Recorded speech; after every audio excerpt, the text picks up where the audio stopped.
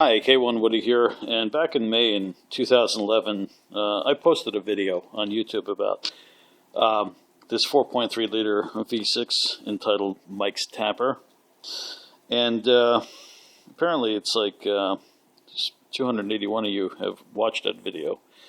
So evidently there's been a bunch of people out there with 4.3s that have had some problems with them and with that similar type of noise, and I myself was kind of puzzled that nobody had any answers to that particular problem. Well, it turns out this particular engine here ran for an additional almost 2 years using synthetic oil. And unfortunately, my son missed a oil change that was being, we were dedicated in changing the oil every 3 months. And he let it slide for about 4.5 months. And as it turns out, that nice tapping sound turned into a lower end clunk. So from research and from experience and from talking to various mechanics and people who worked on them, turns out that tapping sound is a connecting rod issue, where the connecting rod eventually wears and it slaps around on the inside of the piston head. And it's high enough to make you believe that it actually is the lifter issue, that there's a bunch of videos on YouTube that posts a common fix to remove the intake manifold, which you can see here partially, right underneath all that stuff, and the plenum, and you got to pull the distributor and whatnot, and pull out the roller lifters, and pour oil down the galley down there, and with the belief that the intake manifold gaskets are defective and you're losing antifreeze into that gallery, and the antifreeze is mixing with the oil and whatnot, and it creates that tapping noise.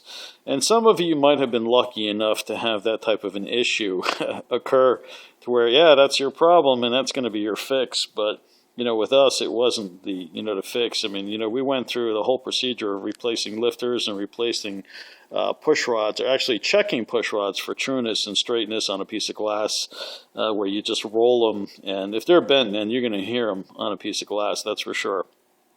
We checked the rocker arms for any obvious wear. We didn't have to replace any, we just retorqued them down. And we eliminated any possibility for this particular problem. And like I said, if you've got that noise, I'm going to be almost willing to bet you it is a connecting rod issue. And if you change the oil, I mean, you're going to get, a good amount of time out of it still. Like I said, this one here lasted for a whole almost 2 years before it developed into a lower end clunk. Now, I got some further advice for you here, because we're in mid-process here of replacing this particular engine in my shop here. And as you can see, we got some tires out, and we got a starter motor and a computer and a radiator and a distributor, drive shafts, fan shroud, grill, intake, battery tray that was rusty that we just, we painted it up, distributor cap, and a bunch of tools. This place is still a big mess here, and we're in mid-process here. We got the transfer case there. Yeah, the transfer case does got to come out. The drive shafts have got to come out. You got to loosen up the transmission. There's the cross member for the transmission right there, and a handy dandy engine hoist that we had to invest in. The rental fees around here in New Jersey are just ridiculous. Here we have the 89 GMC Jimmy with a 4.3 liter V6 in it. We got a replacement for a pretty good deal. We got our wiring harness all zip tied up there, wrapped up, and I think the engine bay pretty well stripped it out and replaced a bunch of brake lines that were rusting out. We were figuring imminent failure. And we got a pretty good deal on a used engine here with 84,000 miles on it, and we're hoping for the best here. One word of advice: anybody who does replace this engine, be prepared to spend a lot of time. If you're looking at replacing some of your brake lines like we did, actually we replaced like 75% of them. Be careful. There's 3 of us here with, working on this thing here, between lowering the engine down with the hoist, myself and my 2 sons one on either side. The engine bay is really tight. We did not notice that the fuel line and the vent line, the return line that you see in the back there,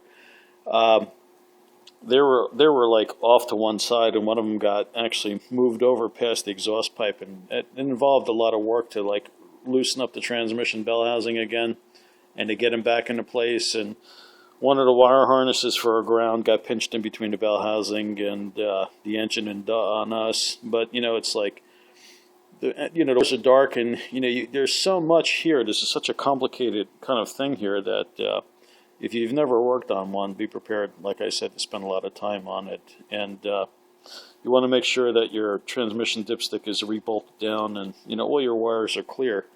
And we're looking forward to seeing this thing back on the road, and not hearing that tapping noise, and getting some more miles out of this, and saving some more dough on it. But like I said, one word of advice: be prepared to spend a bunch of time on this thing, because it is a complicated setup, and the bay is not impossible, but it is tight, and it can lead to some frustrating moments. And take a bunch of breaks, and make sure you bring plenty of water, or plenty of beer, one or the other, whatever you like. But make sure you have some help, and it does take some time. So I'll be posting another video with the thing running in the future, and good luck to you all.